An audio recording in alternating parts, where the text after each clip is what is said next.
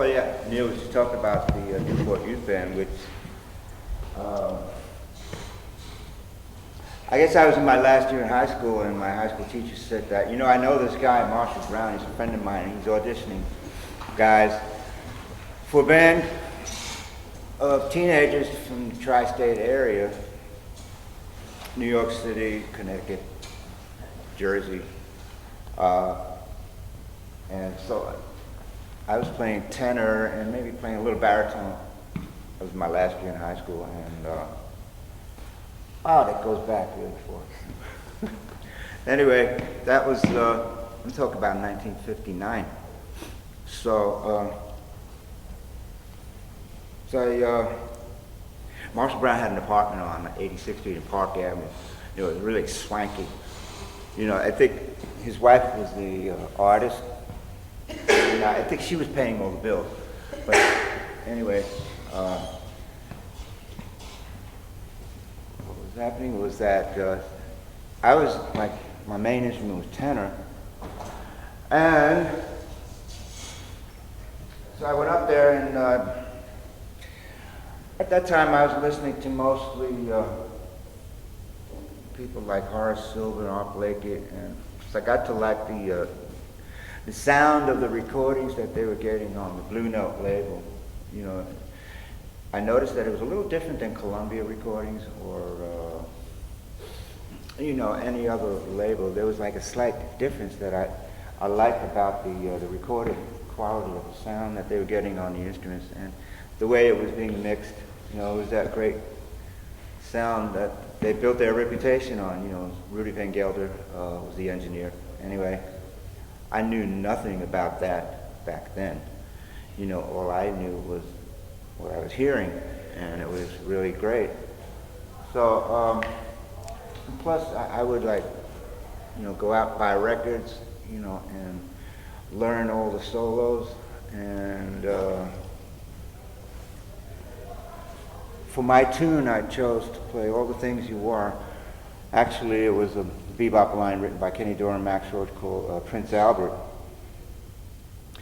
And yeah, something like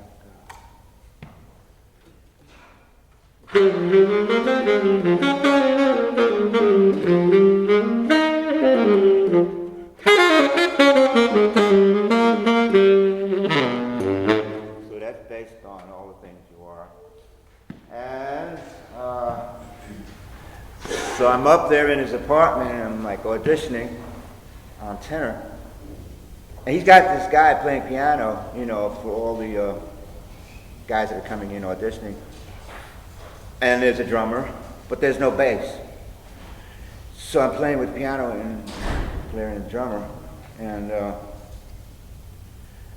so I knew Hank Mobley's solo, you know, note for note, the solo break on that record. You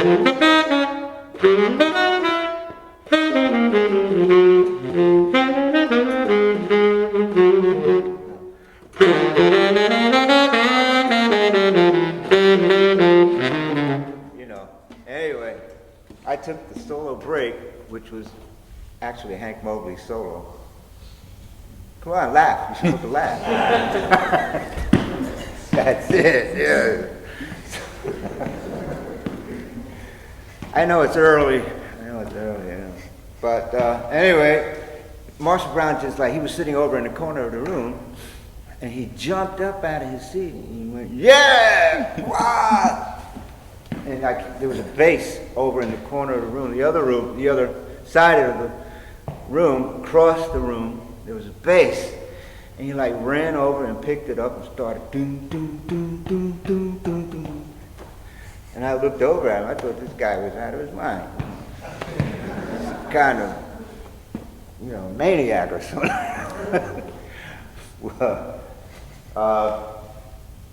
he is very exuberant, you know, and so played the tune, you know, and I figured, well, he must like something about me, you know. So then he pulled out some music, and I had to like sight read, and it's actually, that's the way I learned to read big band charts was from that audition. Like I knew nothing about dot, dot, dot, dot, dot, you know. And when I saw those figures, I got very used to them, and so, you know, starting to sight read, and I would see a group of, like, say, 4 or 5 bars of music, and I see all those familiar figures, you know, and so I really didn't have to sight read because I just saw what was coming up, and I was familiar with, you know,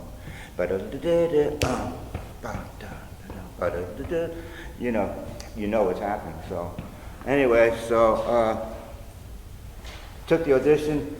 My tenor was leaking, and I had a really lousy sound on the tenor, and I knew nothing about mouthpieces or anything, you know, to do with how to get a better sound. So he says to me after the audition, "Listen, kid, I got a hell of a lot of tenor players, but no baritone players. You want to play baritone?" I said, "Well, I don't have a baritone." He said, "Well, if I buy you one, will you play it?" I said, "Well, okay." So he told me that they picked out a horn. He and Jerry Mulligan picked out a baritone sax, which I was supposed to go downtown and pick up. And that's how I became a baritone player. Started playing baritone, I'm talking about like my last in 1959. And then played with the Newport Youth Band, which was made up of mostly best young musicians out of the New York area. And inside the Newport band, there was a nucleus of the Newport band. You know, the real hip guys, man. You know, they were like a little hipper than the rest of the guys, you know, and like really into like really slick tunes, man, you know. And so we like formed a four-horn group that Micah Benny used to write little arrangements for, and it was like baritone, trombone, trumpet, tenor. Larry Rosen was the drummer in the band. Herb Mickman was bass, and Micah Benny played piano. I don't know if you know the name Larry Rosen. He is the R in GRP Records. Well, he stopped playing and became a producer and then a record label owner in partnership with Dave Grusin. So Larry went on, you know, after GRP was defunct, they formed another label with Phil Ramone called N2K, which I think went down the tubes just recently. But anyway, back then, you know, we were doing a whole lot of great music, and the Newport Youth Band stayed around for like about 2 years. We played. The band was put together it was commissioned by the board of directors of the Newport Festival in Newport, Rhode Island. And it was a young band that was supposed to play at the Newport Festival. Like in the afternoon, you know, like on a Saturday afternoon or a Sunday afternoon. Maybe we were there for like, I remember the first trip up there, we were like there a week in advance to get acclimated to our surroundings, which was Newport, Rhode Island, right?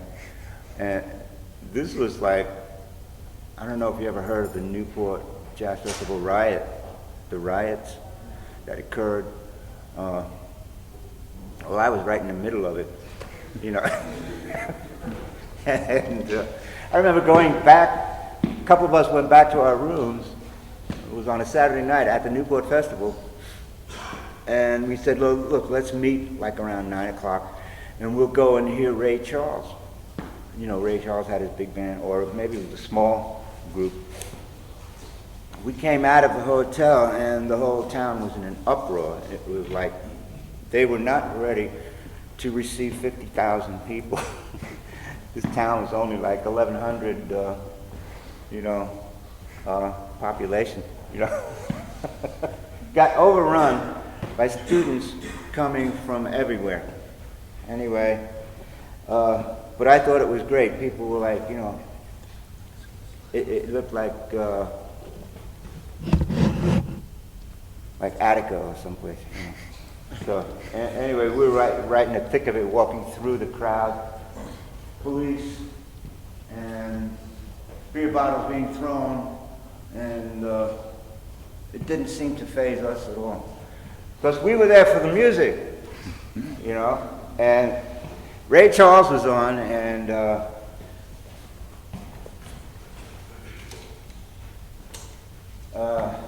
remember a tune that he played. He actually played alto on a lot of that stuff.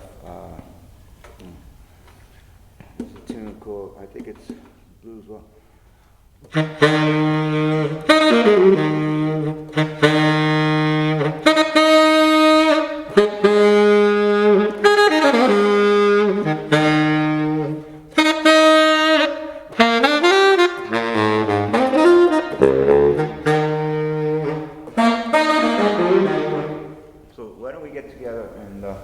play that.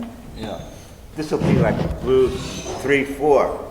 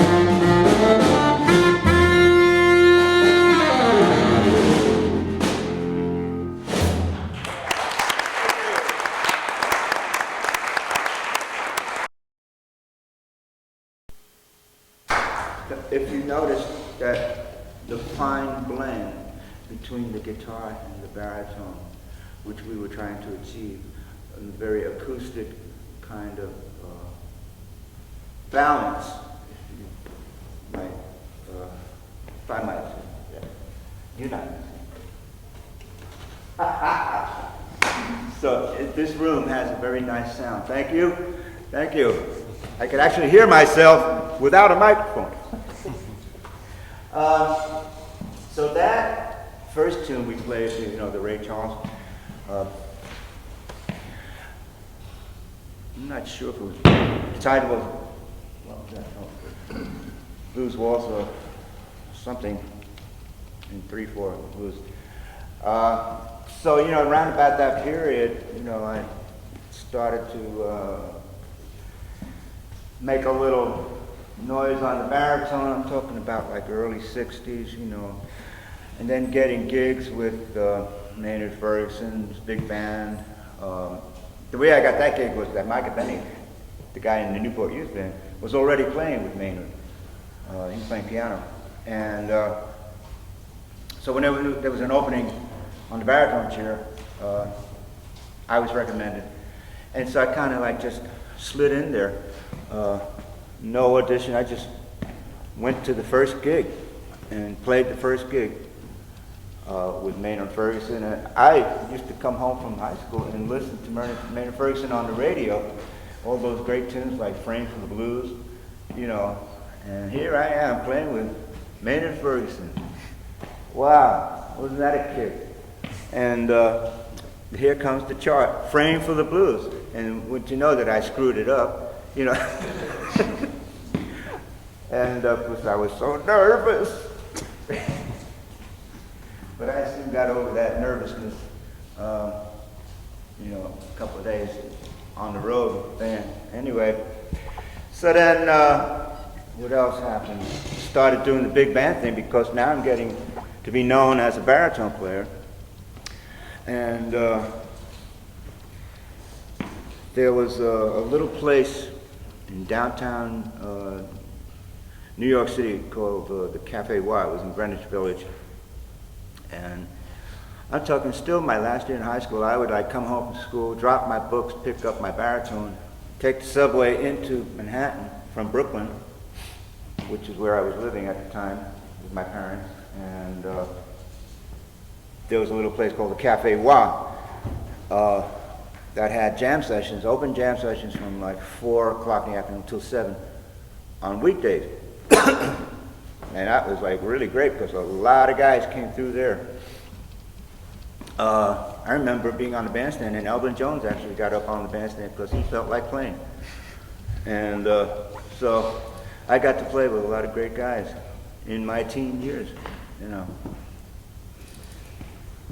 I would see John Coltrane out in the audience. You know, he would come through to check out all the young cats that are coming up on the scene. Charles Mingus was out there, and like I was playing a solo, and he was sitting having his coffee, and he yelled out, "You sound like Charlie Parker!" No, he didn't say that. No, he said, "You sound like Bird." And I got scared. It kind of scared me because I took it as like a put down. Because like I thought what he was saying was that you should be playing you know, and don't be copying Bird. You know what I mean? Because there's actually a tune called "If Charlie Parker Was a Gunslinger, There'd Be a Lot of Dead Copycats." Anyway, hey, if you could play like Bird at that time, I think that was not bad, right?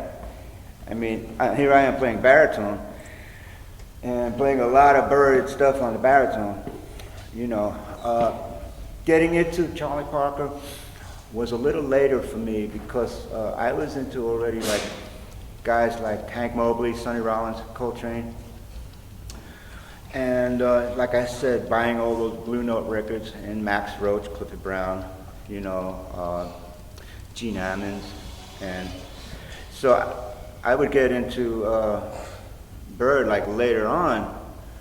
And then I heard where all these guys were coming from, like Hank Mobley, Sonny Rollins, and Dexter, because I would hear all the little cliches that were really coming from Charlie Parker.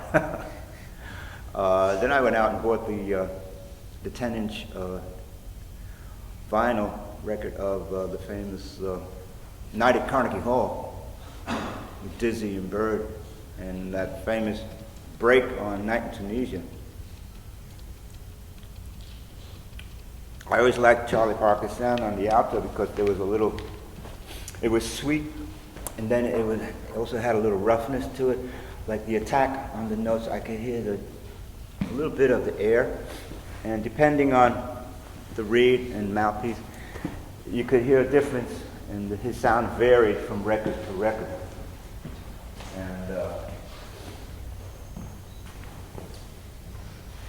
so I got into the big band scene.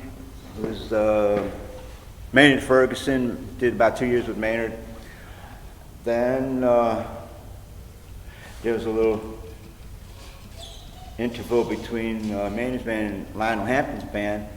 I was starting to, you know, like get into some kind of studio scene in New York, you know, but it wasn't enough for me to really make a living at it. So I still had to go out on the road. My next gig would be with Lionel Hampton. That was like another 2 years. And that was quite an experience because we really got along, and musically we kind of had a thing going, you know. It was, because I was playing that low A, you know, and like back in those days, the low A, baritone, you know, most of them just went down to the D flat concert, you know. Right, that was the range, the baritone, but then they started coming out, they added an extra low note. Then, what happened was that if you were doing studio work in New York, and I would get a call, you know, to do a record date, and contractor would say, "You have a low A on the baritone." And I said, "Of course." So, because if I didn't, I bet my bottom dollar that I wouldn't get the date because the arranger was writing the low A, and he would probably hook it up with the bass bone,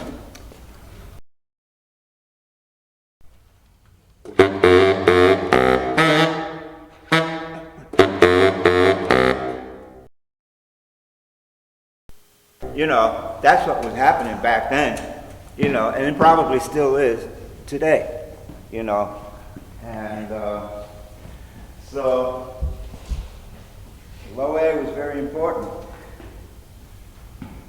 Charles Mingus, I sat in with Charles Mingus at Birdland. I was about maybe 19 or 20 years old. And it was, must have been like 1:30 in the morning, and I was walking down Broadway and had my horn. I was always afraid to either walk by Birdland or even more afraid to even go in Birdland because it was like the Mecca, the shrine, and it was so. But it seemed like a very quiet night, and I walked in, and he was about to play his last set for the evening, and I was sitting at a table. He came walking by, he was rushing to the bandstand. I said, "Hey, Charlie, can I play one with you?" He said, "Well, all right, come on, kid, as long as the union don't bust us." Those were his exact words. And, of course, when there's a newcomer sitting in, they put him to the test. And the test is Cherokee, very fast. So I'm up on the bandstand, and he said, "Okay, we're going to play Coco." He said, "Go ahead."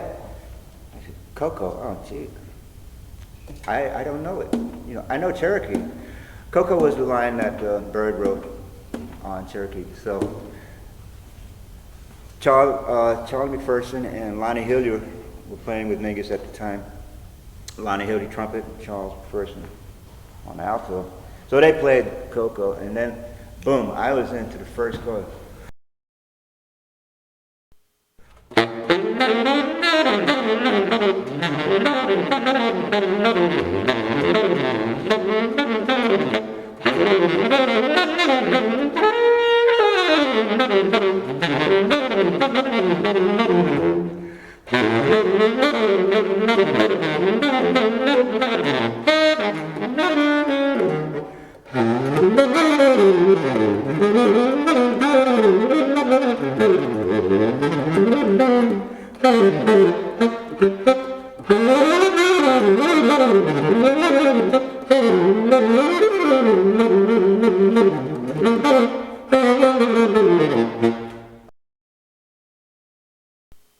Well, it was like that.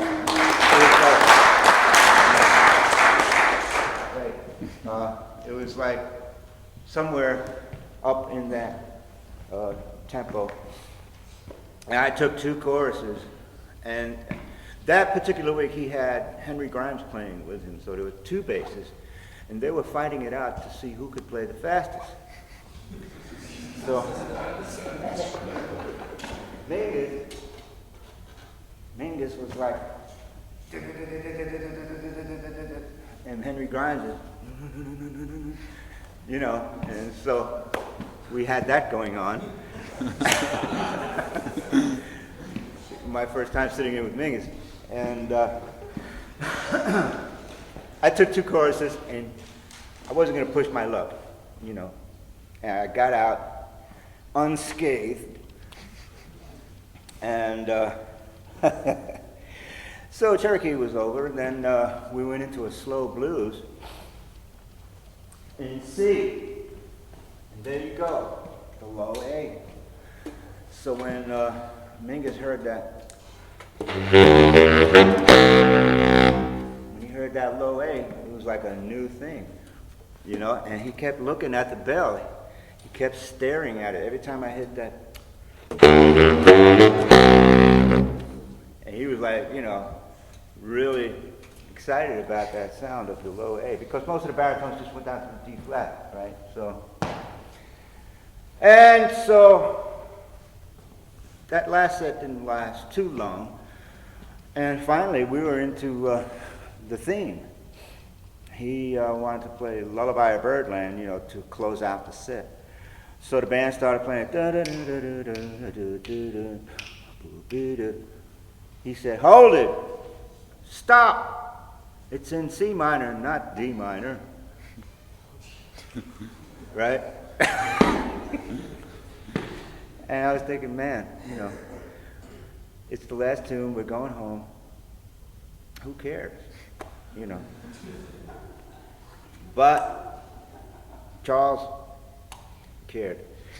And he had to think about playing tunes, you know, in the original key. So anyway, last set that was over, and I packed up my horn. I went over to the bar area, and James Moody was actually there that night. And he came over and said, "Man," gave me a big hug. He said, "You made it." Now, being 19, 20 years old, you know, at that time in my career, that meant a lot to me, because for a musician like James Moody to come over and, you know, give me that kind of encouragement was, you know, was great. And I figured that, you know, must have something going on, you know.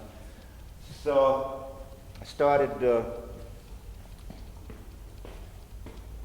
this was, I'm talking about still the early 60s, and after the Hamp gig I did, I went out with Woody Herman for about a year and a half, and then what happened was, while I was still, you know, in between gigs in New York, I was going up to Harlem and sitting in on all the jam sessions that were on jam session nights, say at the Club Baron, or it might be Count Basie's bar, or it might be the Teresa Hotel. Anywhere where there was a session, I was there. And there was this guy that kept checking me out, and his name was Jimmy Boyd. And one night he came over to me, he says, "Hey, what's your name?"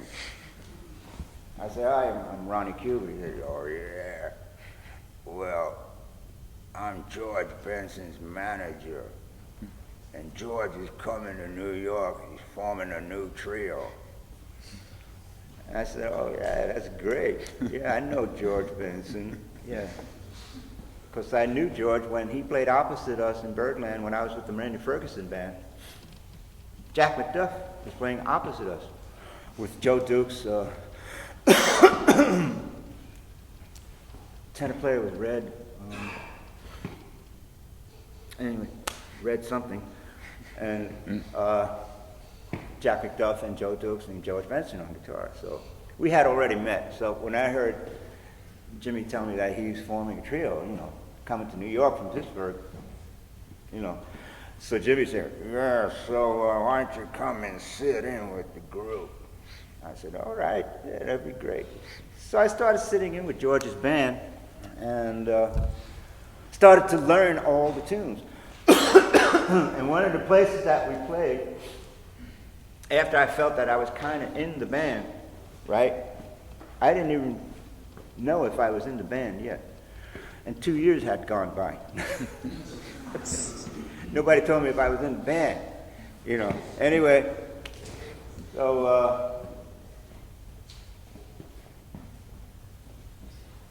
what happened was we would get booked in called Minton's Playhouse. It was on 118th Street, sort of like between 7th and St. Nicholas. And one night, John Hammond from Columbia Records was there, and he was interested in signing George to Columbia Records. And so we did the first album for Columbia called It's Uptown with the George Benson Quartet. It was Lonnie Smith on organ, Guys like, I had a couple of different drummers throughout my tenure with the group. Billy Kay, Marion Booker, and some other guys that I can't remember their names. And so we would play a lot of clubs in like Boston, Detroit, Baltimore, New York, and actually went out to Las Vegas for a Columbia Records convention, and that was kind of weird. John Hammond introduced me to Tony Bennett, because they had all the people from Columbia Records that were on the label. And I remember even Buddy Rich playing a set with one of the big band sets. And so, but the transition from the big bands to this small group was like drastic. Because in the big band, I would get maybe 1 or 2 solos a night, if that. And when I joined George's band, it was like pretty much soloing on every tune. So I won this thing that they had in Downbeat called Talent Deserving Wider Recognition Artist for the year, must have been 1965. And that was on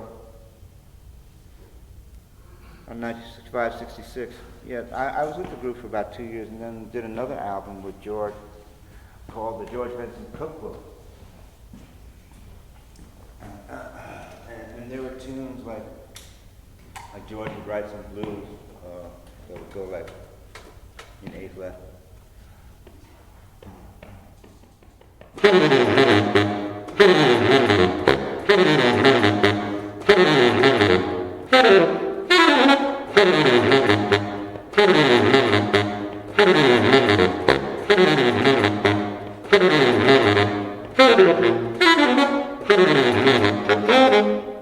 You know, that was the tune.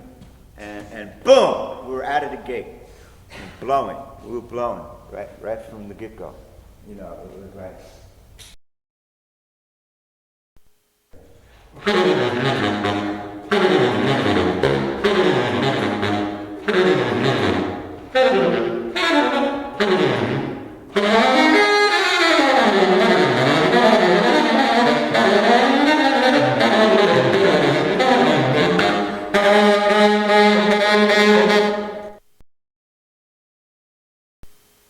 you know, it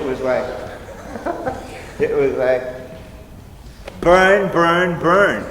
You know, we couldn't burn hard enough. You know, and everybody was trying to groove more than the next cat. You know, and at that time there were like a bunch of organ groups that like was a handful of organ players that were really the cats. You know, like there was like Big John Patton, there was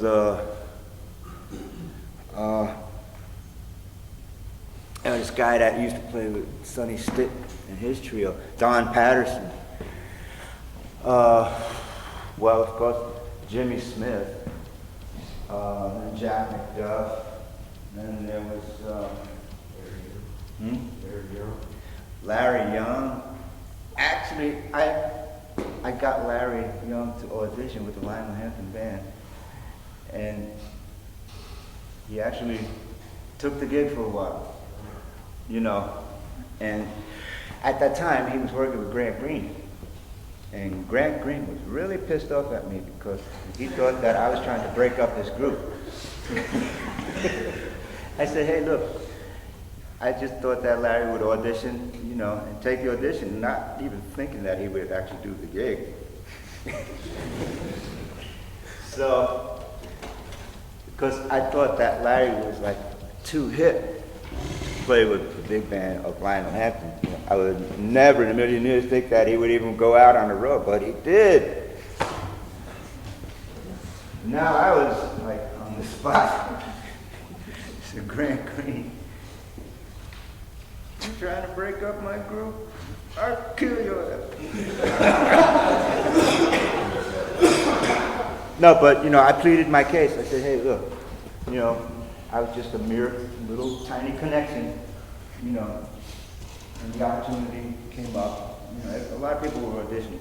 So I'm talking about a handful of organ players, Larry Young, Don Patterson, Jack McDuff, Lonnie Smith, Jimmy Smith, who was the reigning king of the Hammond B3, you know, and who else? I'm leaving out somebody, John Patton, and there was a couple of guys on the perimeter, you know, that were around, but weren't quite as hot as these few guys. And we play up at Mingus Playhouse. Oh, Shirley Scott, you know, Stanley Turrentine. I don't know if you ever remember that group or have any records of those reissues, CDs. A lot of those records with Lockjaw Davis, Eddie Lockjaw Davis, tenor player, famous tenor player, used to be featured with the Count Basie band. He did a lot of recordings with Shirley Scott.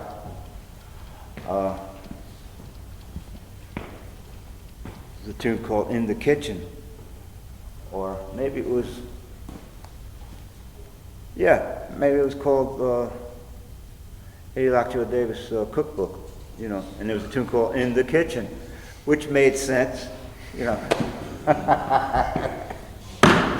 Anyway, but there was a certain groove that it was like happening. There was the boogaloo. You know, there was that. Record companies back then, jazz record labels, they would like want you to play at least one tune, kind of funky, you know, for maybe to boost record sales. For instance, like Herbie Hancock would write, Herbie Hancock. Right. It's early.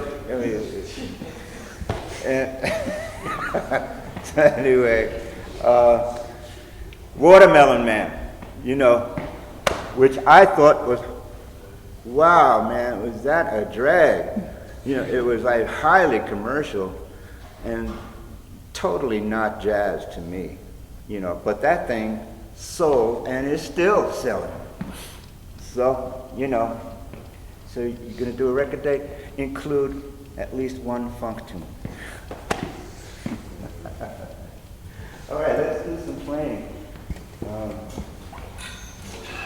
We got, anyway, before we get to the next tune, are there any questions? You know, this is open for questions and answers. You know, hopefully answers to your questions. Anybody? Yeah. Can I have you play talk a little bit about Entitled Frank Zappa and what that song? Okay. Yeah, we'll get to that. Yeah. That'll take up the next half hour.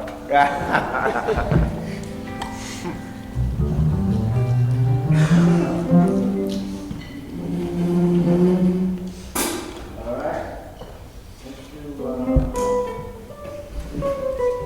what do you have? Yeah, sure. I played it right there.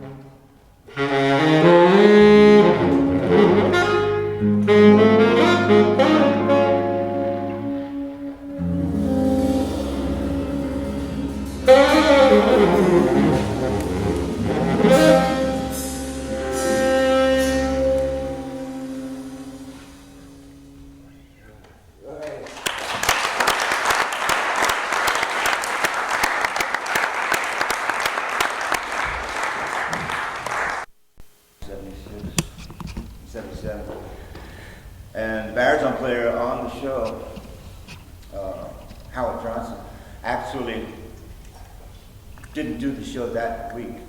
I think it was Christmas week. And I was called to come in to sub for him. And it was that show that Frank Zappa was on. You know, did the Killer Christmas Tree fit? You know. Anyway, Frank said, I want to use this horn section for my gig at the Palladium. And so, since I was doing that show that weekend, I got the gig with that. You know, that's how that happened. And how was it working with Zappa? It was like a great experience because here was a great musician, you know, and I was like doing these charts. He had a chart called the Black Page, and it was called the Black Page because there were so many notes on it that it was literally black. There was not one piece of manuscript left untouched. It was like so full, jam-packed with notes on the Black Page. Yeah. Then there were like tunes called Cruising for Burgers.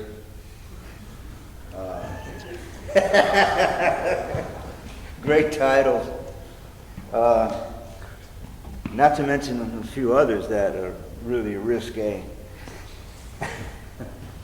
But that was Frank. And one day I walked into a rehearsal. I was a little late coming from a record day. And I sat down, I was unpacking my horns. And he says to me, what are your doubles? And I said, well, what do you want? And he said, E flat clarinet. I said, no. Then he went on to name some other obscure instruments that I never even heard of. And so anyway, I think I wound up playing clarinet on that tune. But Frank Zappa was the kind of guy that after a rehearsal he would go back to his hotel to write. Right? And yeah, he was very dedicated, and I was very inspired by being around him. And the music was really, well, Zappa's music was a mixture. Basic rock, jazz elements, Anyway, so that was part of my, being around New York, doing all kinds of odd jobs, just to make money, doing jingles, weddings, record cakes, a couple of bar mitzvahs here and there, Hava Nagila, Hava Nagila. Da, da, da, da, da, da, da, da, da. Actually, Lionel Hampton had a chart on Hava Nagila. Dun, dun, da, da, da, da, da, and he played it in Germany. That was his humor, Well,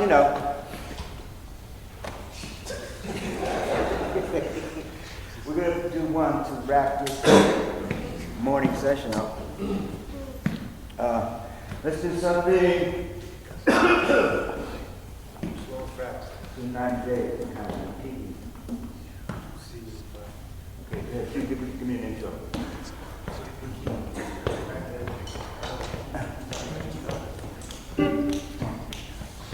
That's good.